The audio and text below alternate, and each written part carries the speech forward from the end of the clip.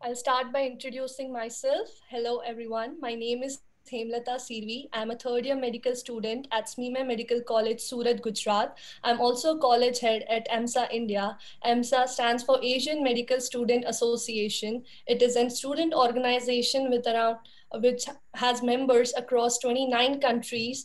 And today we have with us our state head for Gujarat, Gladson and Freya. And to brief you more about EMSA, I'll just over to you, Gladson or Freya, anyone who can take the initiative. Hey, hi. So I am Freya Kanakra and I'm a second year medical student from MPSHA Medical College, Jamnagar, Gujarat. And I'm the co-stated of Gujarat along with Gladson Waghela from GMERS Gandhinagar. And we are the person who were responsible for Gujarat.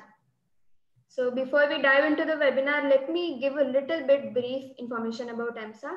EMSA is a non-political organization of medical students, and we have 29 countries from across Asia, the Asia Pacific and beyond, who are parts of the Asia International. EMSA India is one of the largest chapters of EMSA International, and the departments of the chapter work tirelessly to make the medical life fun for you guys. And we have like 4,000 medical students from all across the nation who are members of EMSA. The motto of EMSA is to basically help you guys, help us all, and we strive to aid the overall development of medical students present and present them with a good experience and opportunities for your career growth. The internal department especially supports the discovery and exploration of different fields in the medicine. So this is why we came up with this idea for clinical embryology workshop.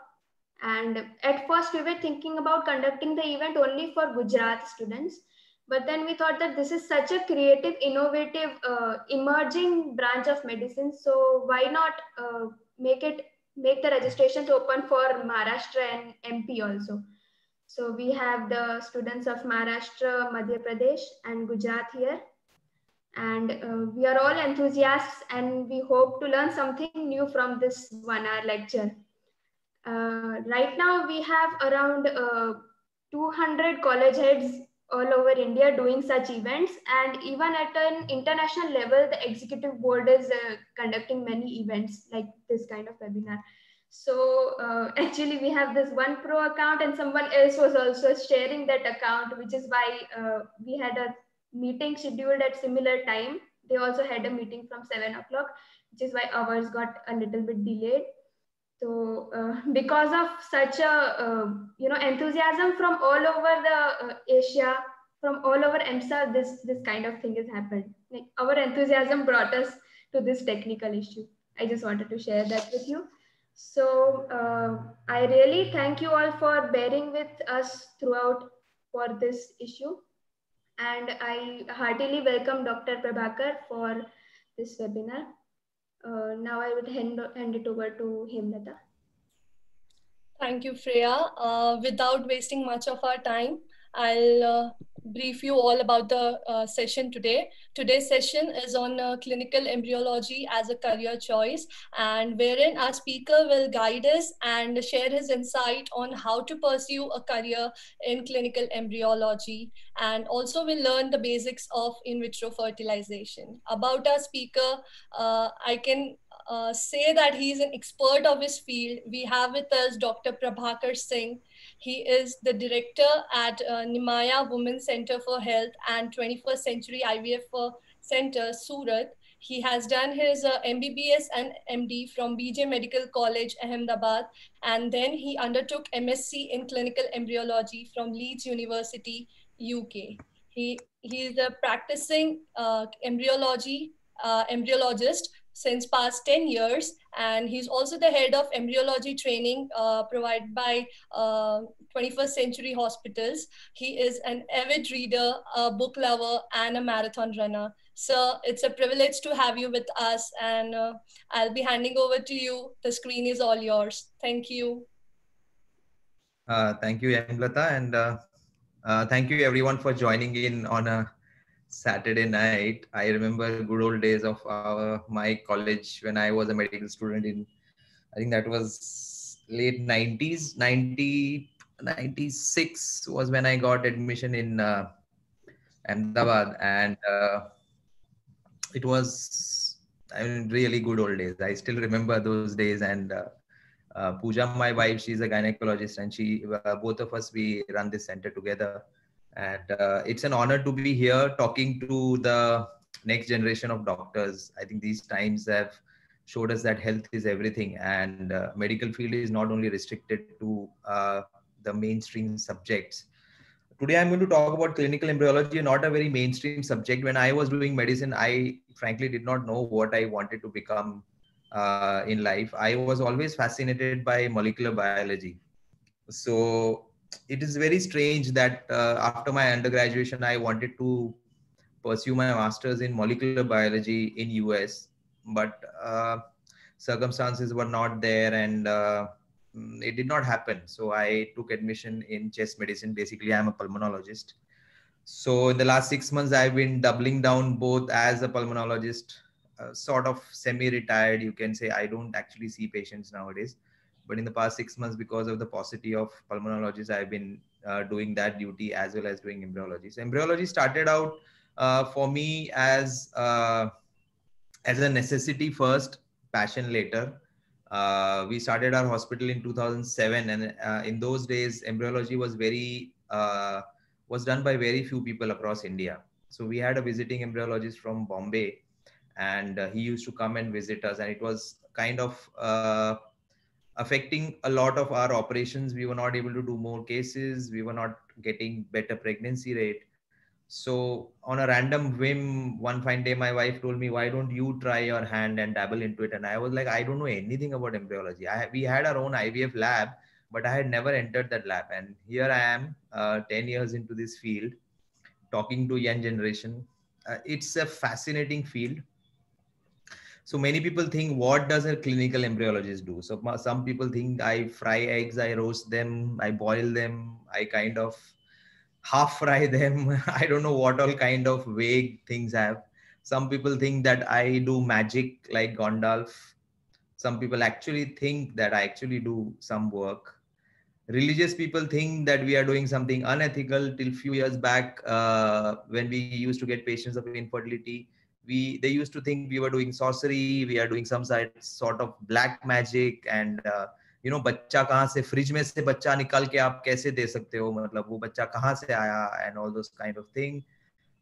My family thinks I make so many babies, which many people actually think that I make babies. I don't make babies. I make embryos. Babies then grow in the womb. And my wife actually made a poster that I'm proud my husband has made 5,000 women pregnant. So I think not every wife would be very happy or very pleased with that fact, but she was really happy that I was able to help do that. And what I actually do is I do multitasking. Half of the time I am posting stories on my Instagram, catching up news, and in between sometimes I do ICSI. So seriously, I don't know how many of you are actually at what level of your education you are, but if you are in say third MBBS, you would know that infertility is a clinical diagnosis. It is defined as inability to conceive after 1 year of unprotected intercourse. And as per WHO, almost 10 to 12% of married couples will need some assistance in conception through some procedure. It may not be IVF, but might be IVF related procedures. So now we have a quiz. I don't know how we are going to do that. So let us see if you get this answer right. If you know the answer, I wanted to know when was the first IVF baby delivered in the world. And if you can tell me the name of the baby in the chat, then that will be really interesting. I don't know how to do that. So I will give you exactly 15 seconds to answer. Okay.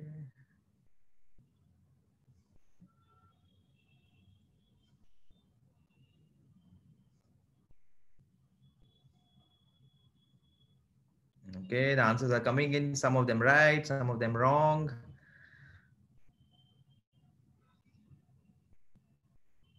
Okay, so the correct answer is, how do I go back?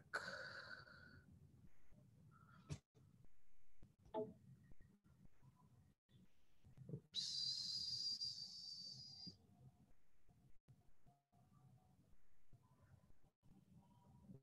I don't know. Okay, so the correct, just a second, let me figure this out. So many months of staying here and we still don't know how to manage this.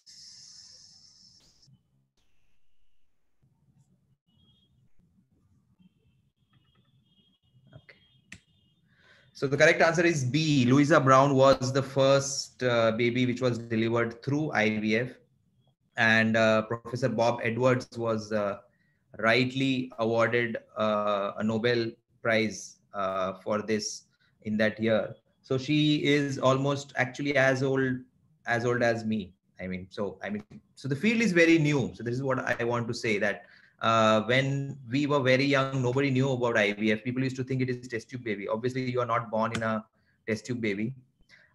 This is another bit of trivia, that 10 million babies have already been born through IVF across the world. And it is interesting that so many babies have been born and we still think that IVF is pretty new. In US, in today, 1% of all the births that are registered every year are now through IVF. So that is something pretty interesting. And as I said, she's the first baby. She also delivered a baby girl recently, around 3-4 years back, and not through IVF. It was a natural conception. So the burden of the disease, if you consider, I'll have to get this chat out of the, I don't know how we do that. Okay, got it. If you look at the burden of the disease, why you should choose embryology as a profession. So these are some facts. If you consider that the total population of India is 120 crores, 35% of them are between the age of 20 to 40, which is a reproductive age group. So that comes to around 30 crores. The number of couples suffering from infertility is broadly accepted to be around 2 crores. So that is almost 20 million people are suffering from infertility today who don't know what to do with it. But is it on the rise? People think that आजकल हर कोई test tube baby करा रहा है, हर किसी को IVF करना है. Everybody wants to do IVF. So suddenly is it becoming difficult to conceive? So the answer is no and yes. No means the number of people who are suffering from infertility has not changed, but more and more couples are coming into the clinics. When we started 10 years back in Surat, there was no IVF center in Surat. There was only one other IVF center. So imagine, and today there are 25 IVF centers. So imagine the number of people who actually come to clinics has exploded because of information, because of Google, because of so many things. Secondly, pollution, lifestyle changes, late marriages, obesity, nutrition, tobacco, alcohol, all that has exponentially increased. And that has also led to a lot of infertility. There is no doubt about it. Today, women don't want to get pregnant at 25. 25, they want to get married at 27, and then they want to plan a pregnancy at 32. And once you start doing that, you start getting problems. No, this is not what we do. Now, this is an interesting image. I don't know how many of you watched this movie, but this is from legendary movie from our times. And if you get a chance, you should watch this. This is from Matrix, and where they show that all humans are actually being cultured in these sorts of, what do you call them, pods. But we have not yet reached that stage. And I don't think we'll reach that stage for another maybe 20, 30 years, but anything is possible. So this is not what we usually do. Oops. Okay. So there are 30,000 gynecologists in India. If you're wanting to become a gynecologist, you have to remember that you will be competing with almost 30,000 gynecologists in India, out of which only 5,000 practice some kind of infertility. Most of them are practicing normal deliveries and laparoscopies and all those things. Roughly, there are 2,000 IVF centers in India. Now, if you do the math, there are 700 districts in India with an average population of 18 lakhs. And if out of those 18 lakhs, 30,000 couples will have infertility. and the number of IVF doctors per district is only 6. So you imagine the kind of work that an IVF specialist can actually do in per district. You have 30,000 couples who are infertile, and you just have average number of doctors is 6. Obviously, with an urban this thing, you have more doctors in urban areas, but in rural areas, the number of doctors are very less.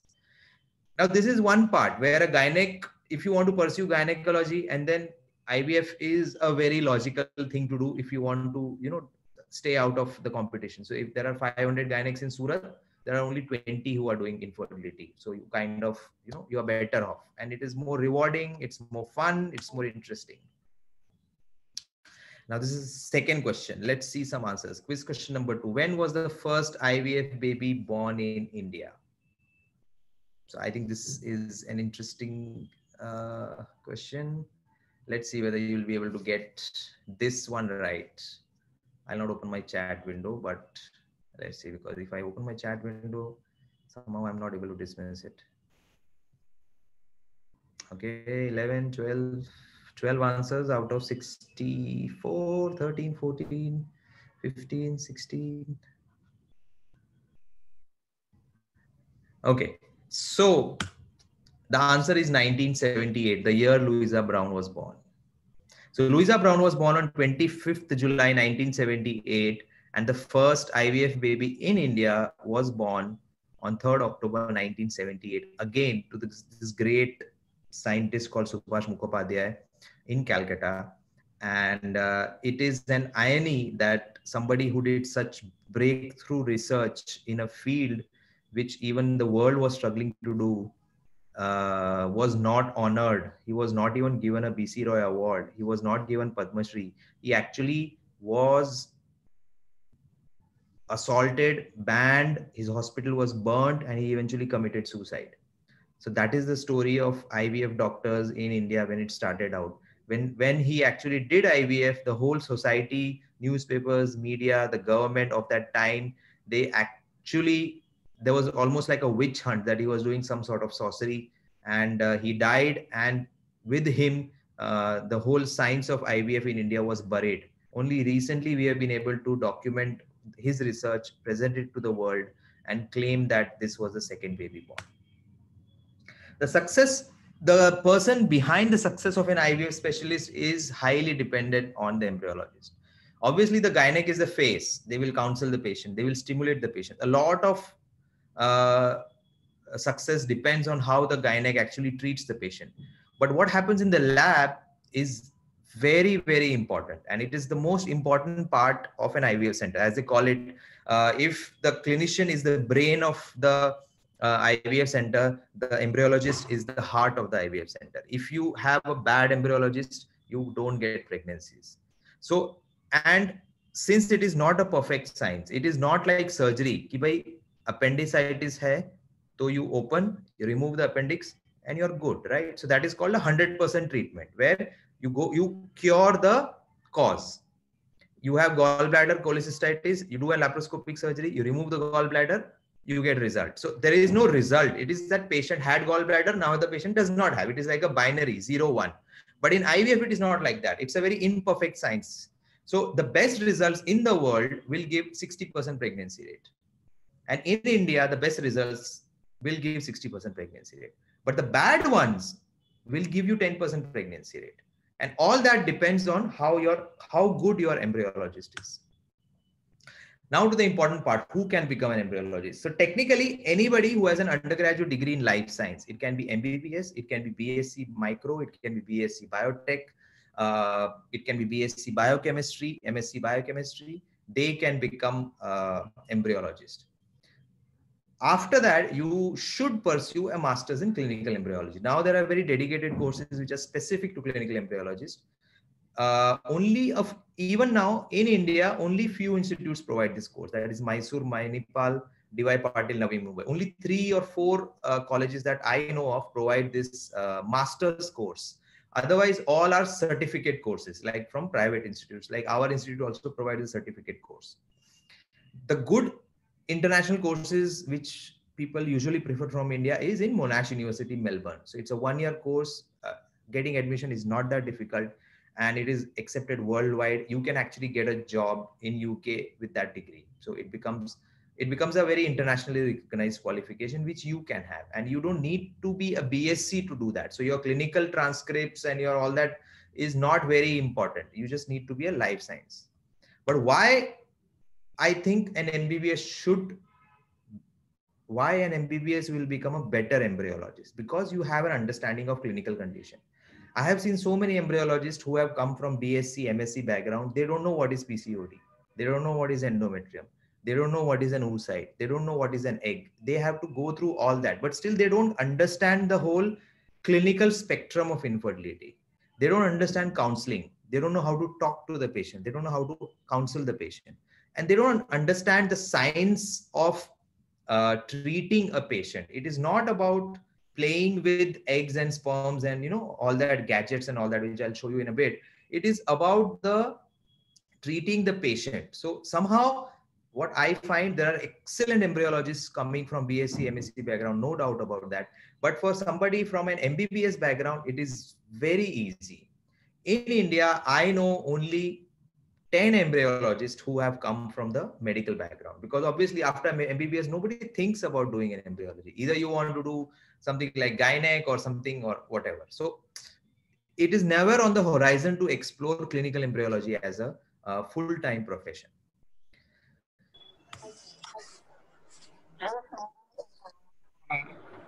The number of embryologists is never going to be enough. If you have 2000 IVF centers in India, you don't have 2000 embryologists. You hardly have 300 embryologists in the country.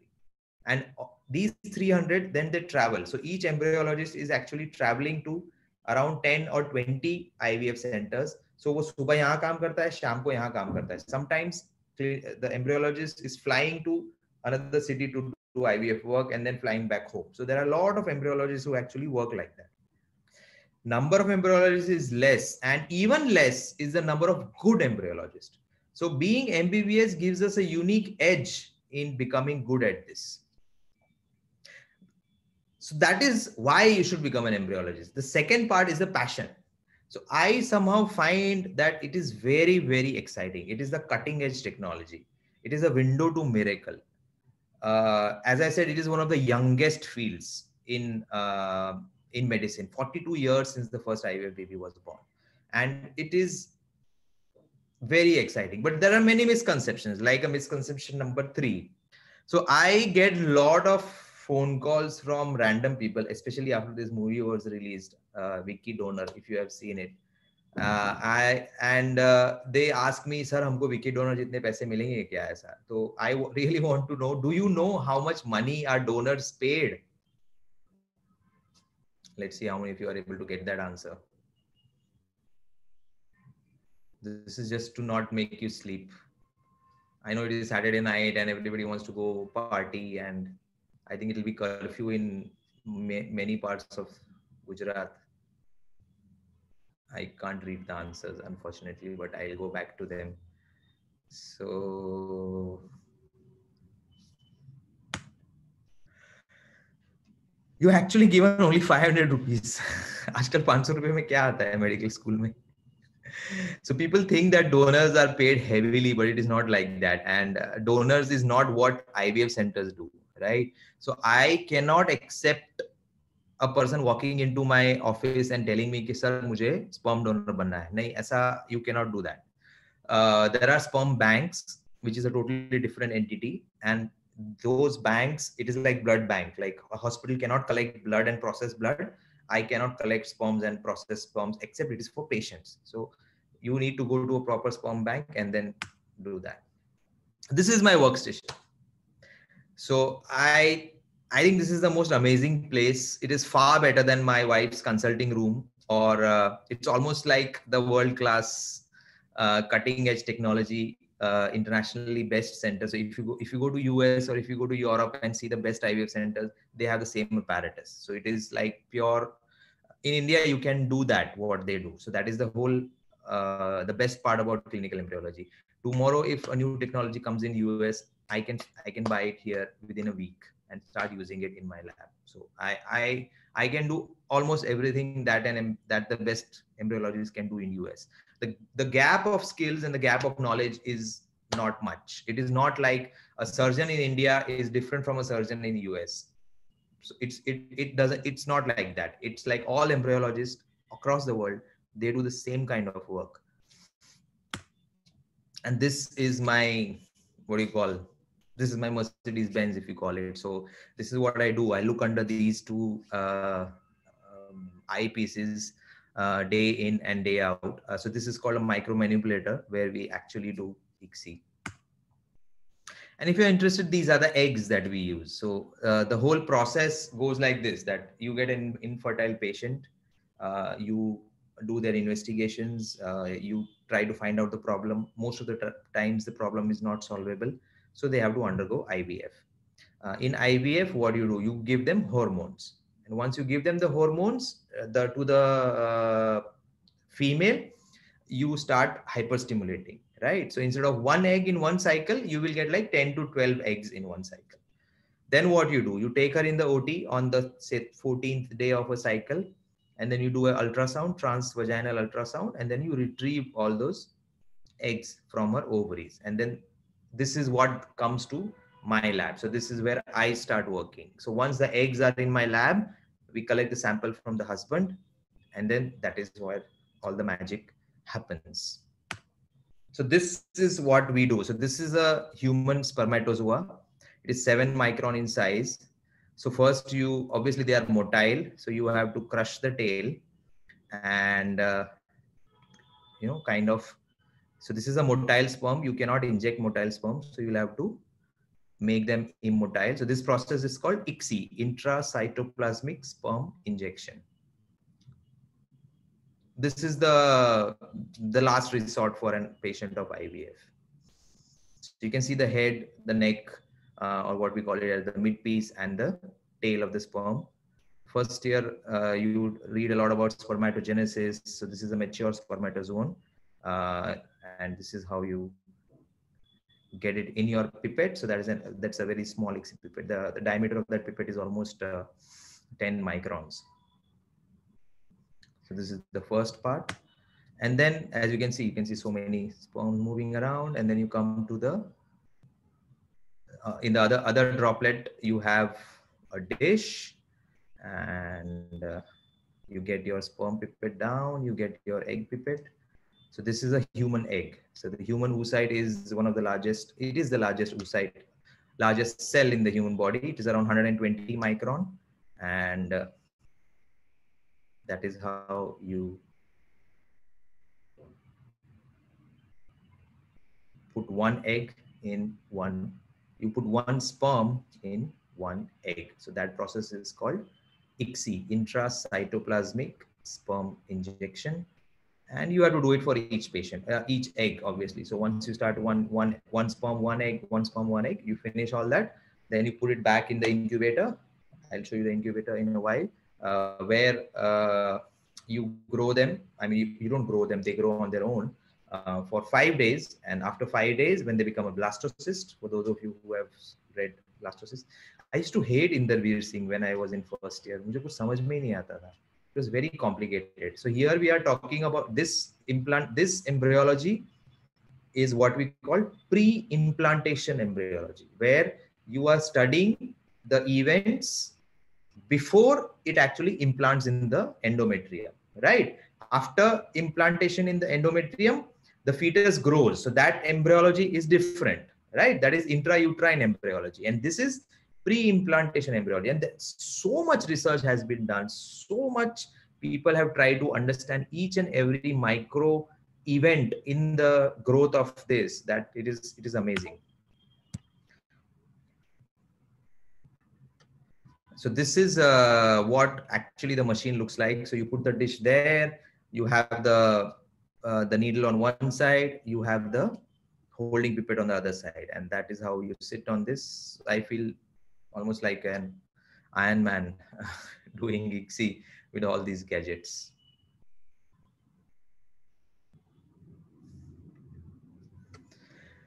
And then if you have extra embryos, you can actually freeze them. So we usually freeze them, what is called as cryopreservation, where suppose I get 10, suppose a patient gets 10 embryos, and you get 10 embryos. Obviously, you cannot transfer 10 embryos. I mean, 10 बच्चे तो कैसे होंगे ना उसको? So what we do is obviously we transfer only 2 embryos, and the rest we can freeze. So freezing is it's a step-by-step process where you actually do a little bit of put them in different types of media and then put it in liquid nitrogen. Liquid nitrogen has the temperature of minus 196 degrees Celsius. It is the coldest substance which can be handled by human being, and the embryos can stay in that for years to years. Recently, there was a newspaper article where a baby was born.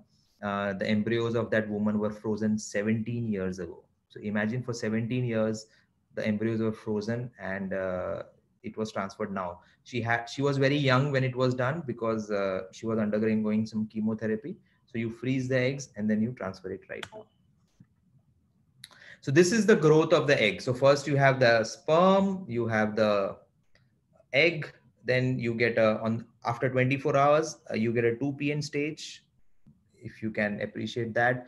Then it grows, there is mitosis, and you get 4 cell, then you get to 8 cell, and then on day 5 you get a beautiful blastocyst. Now this blastocyst is what it hatches and implants into the uterus. So human science currently has been able to grow embryos till day 6, day 7.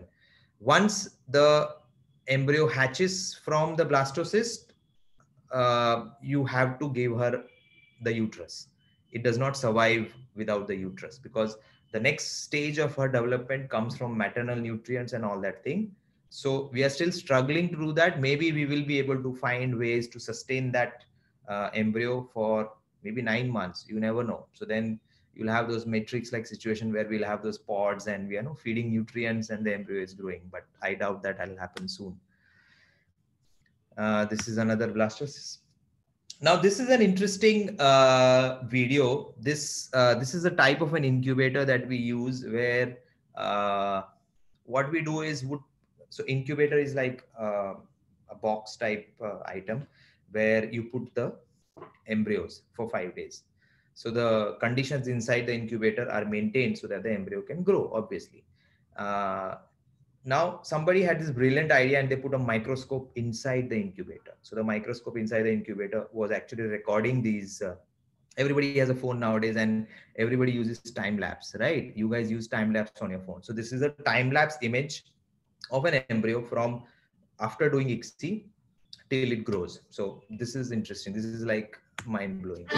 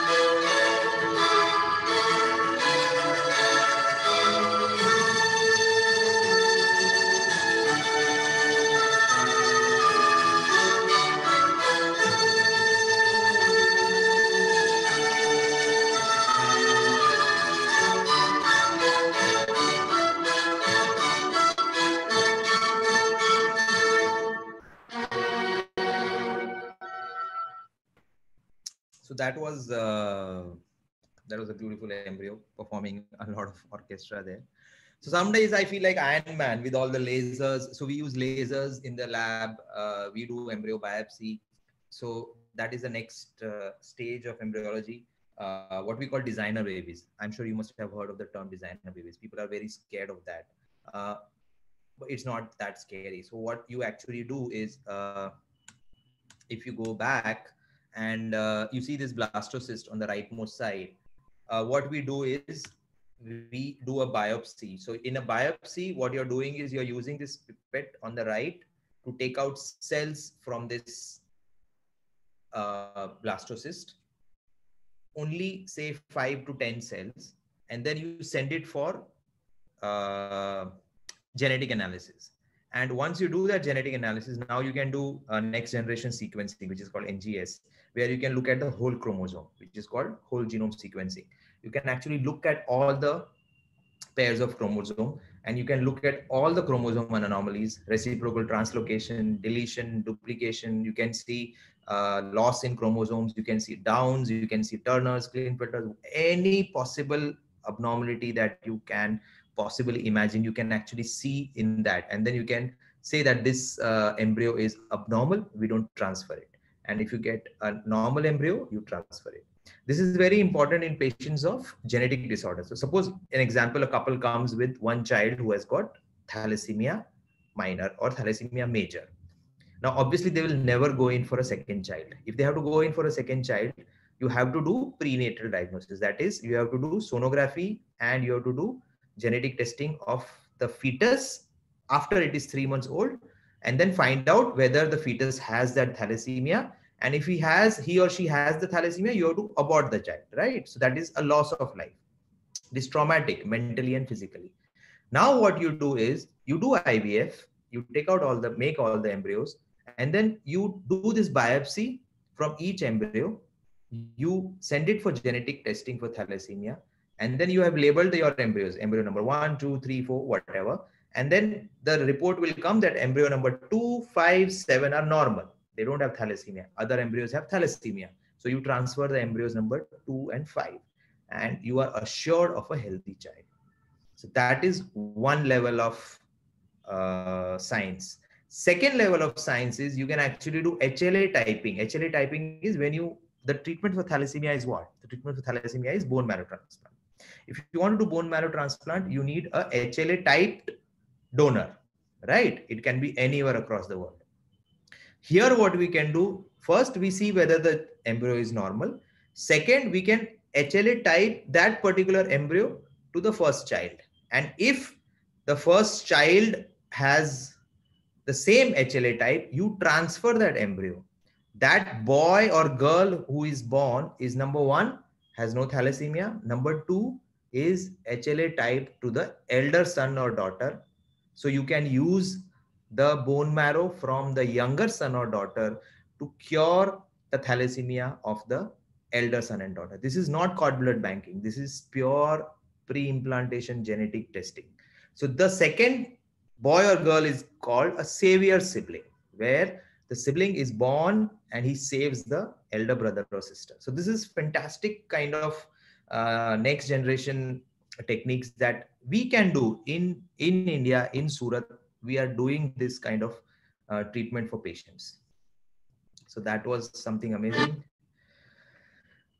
So hierarchy. So if you want to become an embryologist, you need to start getting a degree or you need to get a work experience. You become usually a trainee embryologist for 6 months to 1 year. Then you become a junior embryologist. So junior embryologist is not doing all those, he's not the superhero. He's the sidekick of the superhero. So he's not Batman, he's the Robin. So you work as an understudy for 2 years, and then you become a senior clinical embryologist. So senior clinical embryologist is somebody who is supposed to do everything in the lab. Then above that is a lab director. So lab director is somebody who supervises the lab. So in terms of not only the lab director is supposed to train new staff, hire new staff, fire the bad one, but he is also looking at results. He's looking at small problems in the lab, because as I said, the results in the lab are not 100%, So sometimes they're 60%, sometimes if there is a problem in the lab, they might drop to 40%. So once that drop happens, a lab director has to come in and see that everything is perfectly fine. Then there are avenues of research like stem cell research. That is another level in embryology. Cloning, you've all heard of Dolly. So that is a byproduct of embryology. genetics and genomics, as I said, molecular biology. Again, you can progress from embryology into molecular biology if you want, but you'll need a special degree for that separately. So this is how your career will be. Second, you don't need to invest. You don't need to put up your hospital. You don't need to put up your lab. You need to work in a lab. So zero investment. All you need is your skill and your knowledge. So if you have these two, you can work in a lab. The number of embryologists is never going to be enough, as I said, and the number of good embryologists are always going to be in demand, whatever you do. Initially, you might struggle for 3-4 years, but afterwards, I think it should not be a problem. Secondly, you have a chance to settle in any city you want. If you get a job in Bangalore, settle in Bangalore. Now there are IVF centers in places like Valsad, Vapi, Navsari. You can, if you are from a small town, you can get a job in your own town. But if you want to explore, you can go to Singapore and work. I mean, nobody's going to stop you. So this was about embryology. This is about a little bit about us. We were one of the oldest IVF centers in the country. My mother-in-law, Dr. Purnima Nadkarni, started it in a small village near Valsad in 1993. So, and her first baby through IVF was actually delivered in 95. So she was one of the first 20 IVF specialists in India. And her daughter, that she's my wife, Dr. Pooja, we have been doing this, and more than 30,000 IVF babies have been born through our 4 centers from Vapi, Surat, and Valsad. And obviously, we have a training program for gynecologists, as well as if you want to become an embryologist. So this is the diploma that we do in an advanced embryology and micromanipulation. We also have a basic course in embryology. So if you have no idea about embryology, you don't know anything about what it looks like, and if you're curious to know, and suppose you are in internship and you want to explore a totally different field, you can come do the course for 15 days and see how it works. You may be interested in the embryology, you may be actually get interested in the clinical part also. So you see the clinician also, you see the embryology also, and if you then you can choose whether you want to become a gynec or whether you want to pursue your course in embryology. But it kind of opens up a new avenue to you. So this is my team. Thank you so much for having me. That is my Instagram handle, drembryo.com, where I kind of share some stuff. Not all stuff is IVF. It's not boring. It's not a professional handle. It's a personal handle where you can watch a lot of stuff that we do in the lab. And this is my team from the hospital, which embryology is about teamwork. As I said, giving a baby is a miracle, but it is a combined effort of the gynecologist, uske saath ki jo team hai, and I am the embryologist, but mere piche I have a huge team of junior embryologists, trainee embryologists who are working tirelessly when I'm giving these talks and taking all the limelight. So thank you so much, Amsa, for having me. And I think we can have questions. If you want to refresh any slide or anything, just let me know. Thank you so much. Thank you so much, sir. This was one of the most fascinating sessions I've attended. I'm sure, if not pursuing a career, but everyone who has attended this seminar today will surely explore the field.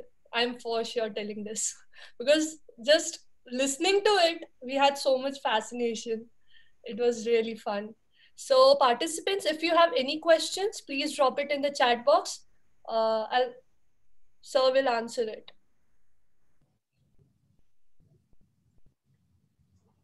We have a question, sir. What is the difference between a diploma in embryology and MSc? How will it affect the career opportunities? So obviously MSc is given by a registered government university, right? So it's like a proper 2-year master's program. So 2 year is almost like the full, you get the full works. You start from basics, you start from theory, you start from a lot of basic science, you do a lot of training in the lab, you're working with mouse embryos, you're working with a lot of veterinary places, and then you gradually grow into a full-fledged embryologist. So it's like a 2-year course. A diploma can be a diploma need not be given by a university. It can be given by a private organization. Like we can give our own diploma. Nobody's going to stop me. Second, diploma is very specific. Like I can give a diploma for 7 days course, but 7 days course means you're not going to become an embryologist. You're going to take a lot more than just 7 days to even understand what is embryology. So if you want to be really good, if you want to get corporate jobs, like so many multinational and international companies are coming in to set up IVF centers in India, they would prefer a master's in clinical embryology. So if you have a master's in clinical embryology, your options are far better. Secondly, it gives you a lot of time to explore the topic and get into it. And if you can afford, go to Australia, do 1 year course. So that master's is only 1 year.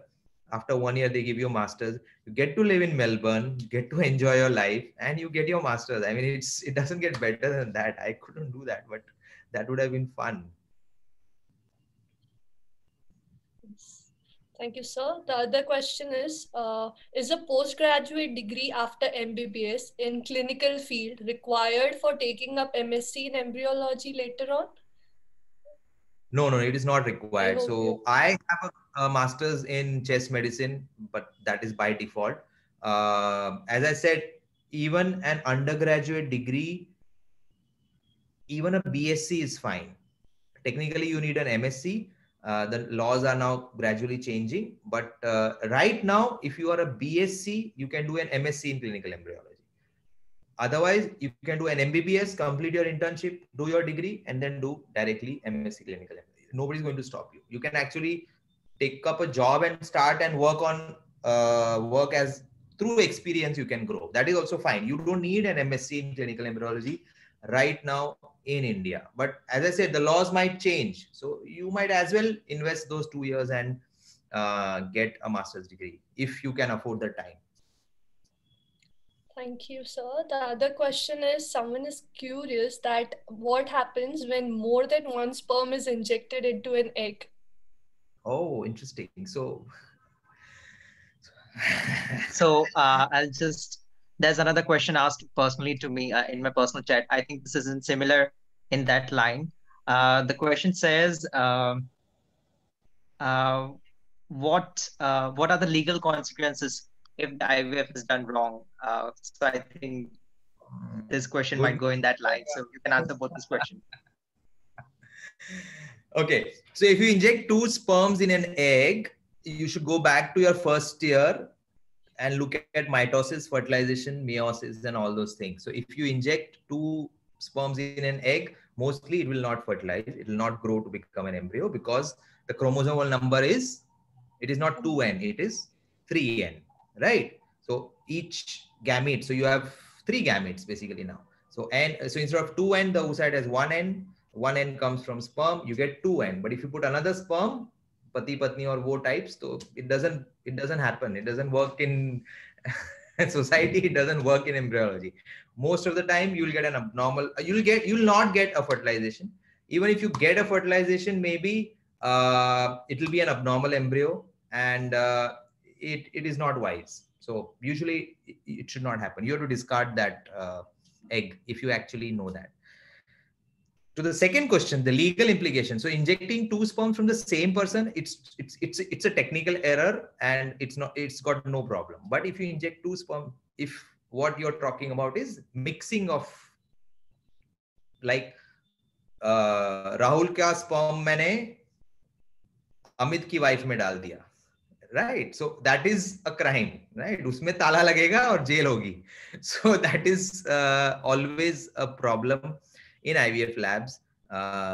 It is a documented problem in the lab, and there are a lot of safety checks in the process so that it does not happen. So there are a lot of, so what we call it as witnessing. So you have a lot of witnesses coming in. So like, as I said, I have a huge team of people who make sure that this kind of things don't happen. It might happen at my end, but then I already have somebody who's looking at me and then saying, sir, uska nahi, uska sperm lena hai. So that's the kind of checks, what do you call it, checks and balances that happen. So usually it should not happen. If you are screwed big time. So the other question is, any good universities in the UK that offer MSc embryology? Excellent. So UK has got a lot of universities which give this. Nottingham University does a course in masters. Leeds University does a course. The University College of London has a course in masters in clinical embryology. They are worth going if you get admission and if you can afford the fees. I mean, the fees is exorbitantly very high. So people don't go, usually people don't go to UK, at least from India, because one, you have to invest 2 years. Second, it is too expensive. And third, what you get in 2 years there, you get in Australia and Monash in 1 year. So it makes a lot of sense to go to Monash. It's cheaper, it's better. Monash University is where the third IVF baby was born. So it's like the pioneers of infertility treatment in the world, and they do a lot of research, and it's a beautiful place. But Nottingham University, Bone Hall Clinic, where Bob Edwards, where the first baby was born, they have a master's program, so you can enroll. I mean, it's not a problem. Thank you, sir. The last question we have now, considering all the array of reasons due to which someone can't conceive, how many times anyone should go for an IVF, and when should anyone start looking options other than IVF? So options other than IVF per se are, one, not having a child at all, right? So that is also a choice. I mean, not every married couple wants to have a child. I know so many couples personally who by choice don't want a child. They're very happy with it. So that is one choice, that you tried IVF, okay, nahi hua, kismat hai, destiny hai, I don't want a child. Second option is adoption, where you adopt. So that is another option. Like if you want a child, you don't want to do IVF, you don't want the mental torture and all those things, you do IVF. But IVF, you should give yourself at least 3 cycles of IVF. So that is what we suggest, that if you want to come and do IVF at any center, forget about our center, any center, we recommend that you commit yourself for at least 3 cycles. If you're not committing yourself for, it's like doing an MBBS where I want to do only first MBBS. I don't want to do second and third. It doesn't work that way, right? So you have to commit yourself for 3 cycles. If you conceive in the first cycle, awesome. But at least 3 cycles, we believe that 3 cycles, we will be able to make you conceive 95% of the time. But you should have that faith. And it is all about faith. It is all about trusting your doctor. It is about trusting the science of this. It has limitations, but it has got success also. It is all about counseling from the gynecologist, how well you counsel them, how well you know, a lot of couples suffer from mental health issues. They get a lot of stigmatized. They get tane from the sasu. They get taunts from their friends. And it is all about the trust in the doctor and how the doctor is able to kind of, you know, manage all these issues. Counseling in IVF is less about telling them what we are going to do, but it is about all these other issues. So the patient comes with, meri saas ne ye bola, mere isne ye bola. So you have to kind of understand all that and, you know, get the patient in a very positive frame of mind. And then if they are negative, then mera cycle fail hone wala hai, most of the time fail hota hai. Sometimes I have seen cases where the patient is so positive, like from the day one she steps into the OPD, she is like, मैं आपसे बच्चा लेके जाऊंगी, आपको जितने cycle करने हो करो ऐसा. And usually they get pregnant in the first cycle. So it's all about how positive the doctor is, how positive is the embryologist is, and how positive is the patient is. So positivity is very important in this field. Otherwise, science, as I said, the science has limitations, but you have to overcome all that with a lot of positivity. So a few quick question. What do you suggest? Directly going for embryology after MBBS, or first do MS, Obs-Gynae or any clinical post-graduation and then pursue embryology, in your opinion? As I said, if you have like, so forget about gynecology. If you don't want to do gynecology or whatever, you don't know what to do in your life after MBBS. Okay. That is why you do internship. You do internship in ophthalmology, you do internship in psychiatry, you do internship in general surgery, so that you understand all the possible fields that are available, all the possible options that you have, and try to find out what is it that excites you as an undergraduate student. I say give yourself 15 days and do a short course in embryology. Ask your friend, your dad, tell them मेरे को कोई एक IVF center ढूंढ के दो जहाँ पे मैं observership करूँ. Don't even if they don't give you a degree, even if they don't give their certificate, even if they don't do training, tell them I just want to do an observership. I don't want to do anything. I just want to come and see what happens in an IVF lab. Spend those 15 days, stay in the IVF center, and if it excites you, maybe that is the thing. Then after the end of internship, you decide what you want to do. So don't do it like gynec karke embryology karna. I know people who have done that, but it's like yahan se aisa kaan pakadna hai. Why you want to spend 3 years in gynec when you can directly jump into embryology? So the last question for the session today, how much does an embryologist make in the beginning of his or her career? Does that improve later on? Kafi practical question. So embryologists make a ton of money, frankly speaking. So it is never going to be a problem. So that is not, I think a good embryologist actually makes more than a gynecologist. I'll put it that way. Without all the investment. So if you remove all the investment, if you remove all the 3 years of your life you're going to give to gynecology, then you're going to build a hospital with crores of rupees. You're going to hire staff. You're going to get so many, you need an OT, you need OT equipment, you need an ultrasound machine, so many things that you need to put up, right? Embryologist, you don't need that. All you need is your skills. If you have the skills, there's nothing which stops you. I mean, sky is the limit. I mean, I know embryologist. So an average embryologist is going to be very happy. So money is not going to be a problem. It's going to be a struggle initially because what happens is nobody is going to pay you if you don't prove yourself. So embryology is brutal in terms of how good you are, right? It is not like a gynec कि delivery करा ही लेगा, caesarean कर ही लेगा. नहीं, embryology में if you are a bad embryologist, you will be found out, and if you are a good embryologist, you will shine. Means it is obvious that you are a bad embryologist and you are a good embryologist. So if you pass that test in the initial 3 years of your career, then I think it's not going to be a major problem. Okay, thank you, sir. So the participants will be closing the question answer session. So there is one last question. Any patient factors which cause an unsuccessful IVF? You can just in short. Patient factors which cause an unsuccessful IVF. Lot of the eventually patient is infertile, right? घर पे तो उनसे बच्चा हो नहीं रहा है ना, तो हम try कर रहे हैं basically. So whatever is the reason, it is because of something is wrong. Either there is a problem with the mother, the female, either she has some problem in her tubes. Mostly it is blocked tubes, very common in India. Either she has PCOS, either she has a lot of endometriosis, either she has some uterine problem like Asherman syndrome, some congenital anomalies like Mullerian duct syndromes, and you have septate uterus. So these are female problems. Or her age will be too much. Maybe if she's 35, 36, then the quality of the eggs is poor, right? So that is the female factor, where the female is the reason.